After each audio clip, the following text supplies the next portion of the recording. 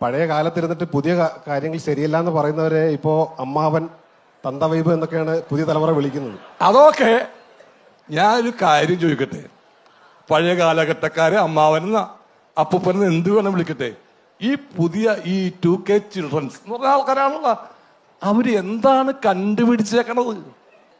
Computer കണ്ടുപിടിച്ചവരല്ല, അത് അവരുപയോഗിക്കുന്നുണ്ട്. Mobile phone കണ്ടുപിടിച്ചത് അവരല്ല, അത് ഉപയോഗിക്കുന്നുണ്ട്. ഞങ്ങളുടെ തലമുറയിൽപ്പെട്ട ആളുകൾ കണ്ടുപിടിച്ച സാധനങ്ങൾ ഉപയോഗിക്കാൻ വേണ്ടി ഒരു വർഗം, അതാണ് ന്യൂജൻ.